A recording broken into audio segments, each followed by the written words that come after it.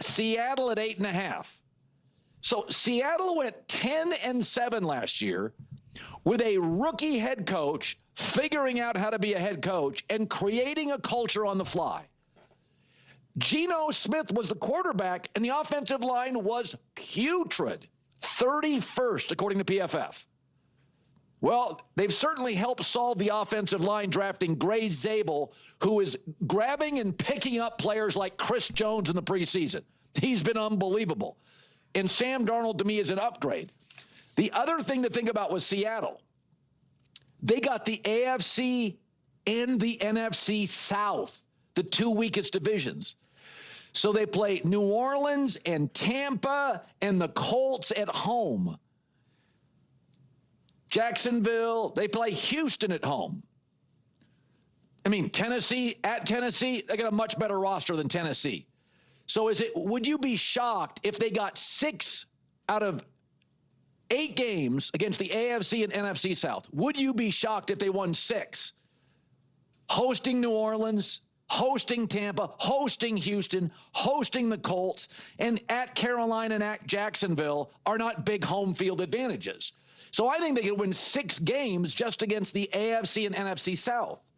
Also, San Francisco is falling apart, and Seattle gets to open at home against San Francisco. Their wide receiving core is falling apart. And by the way, they play the Rams in Week 11 and Week 16. Will Matt Stafford be standing upright? We know Matt's going to be ready for the opener. Is he going to be available? So I to me, take the over at 8.5. Yeah, I'm actually pretty high on the Seattle Seahawks. I'm fascinated to see what they're going to be able to do with Colin Cowherd and Sam Darnold. And I think this defense is going to continue to evolve and get better and better and better. I really liked what they were able to do last year. And I think they are being undervalued. And I do think when you look at this division, the 49ers certainly don't have it easy for them with all the injuries and all the issues that they're dealing with. And I don't believe in the Cardinals. I'm just not so sure they're ever going to quite get this thing right. And Matthew Stafford being banged up is a legitimate concern. And especially now when you are playing them Week 11 and Week 16, he's going to be running on fumes. Even if he is healthy, unless he just missed the first 9 weeks of the season or something, and now he's back and he's feeling good, which I don't think that's how his season's going to unfold. You're going to be getting Matthew Stafford now later in the season when things can get a little dicey for him. So the division's open for them. It is open. I'm not selling my stock on the Rams or the 49ers by any stretch of the imagination, but they're clearly not stabilized right now. You clearly don't feel comfortable right now. You have some pretty uneasy questions that you need answered. And it feels as though that the Seattle Seahawks are answering those questions. And so I agree, Week 1 against the 49ers. The only drawback of that is that you probably get your healthiest Christian McCaffrey. So that'll be interesting. And your healthiest version of Kittle. So even though the receiving room and all that is kind of messy, the biggest pieces for the 49ers are going to be there. So that's one thing. But I'm sure Robert Saleh will have some issues to kind of work out with that defense, but we'll see. You're probably going to get the healthiest version of Aaron Rodgers Week 2. He worked out some of the issues in Week 1, and now it's Week 2, so it'll be kind of interesting. That defense will be the healthiest that they are and probably their most potent. So it's okay. You got the Saints, you got the Cardinals. Listen, I don't want to act like this is some easy walk in the park schedule. But I do find certain games, and at the time when you're playing those teams, pretty interesting. You get to face the Commanders, which I think will be I'm excited for that game, honestly. But it's off of a bye, which is great. And you had a great stretch of 7 games with Sam Darnold and that offense now. And, during the bye week, you do an audit on your own team. You get to really look at what's working, what's not working.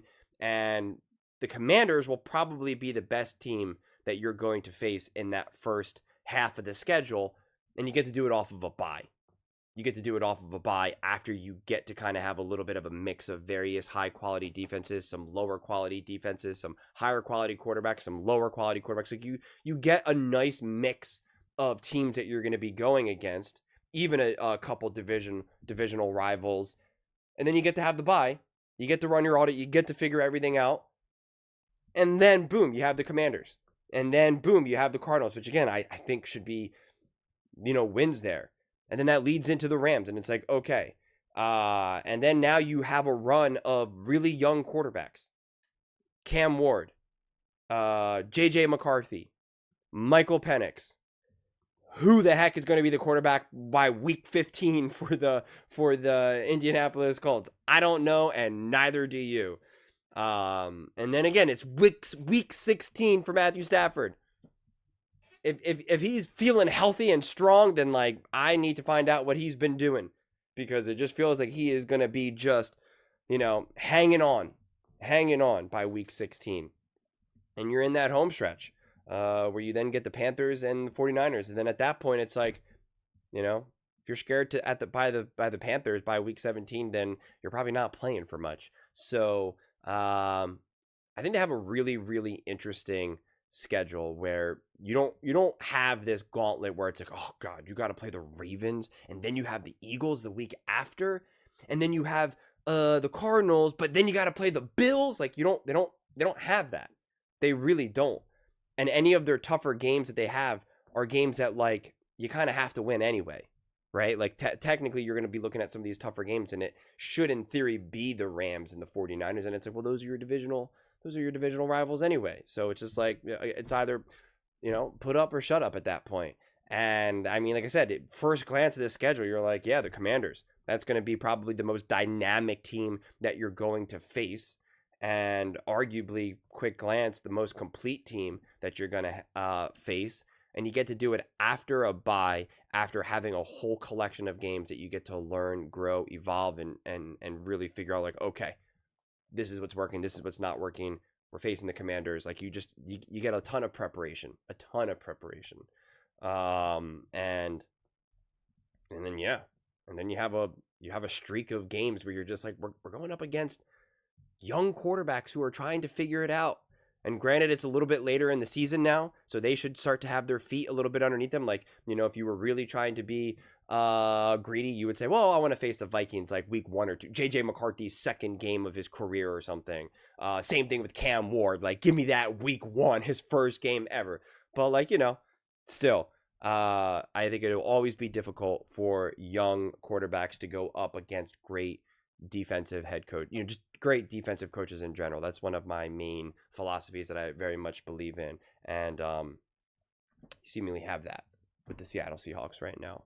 So, yeah. But it is funny, though, because one, Chris Jones didn't play in the preseason game. That's number 7.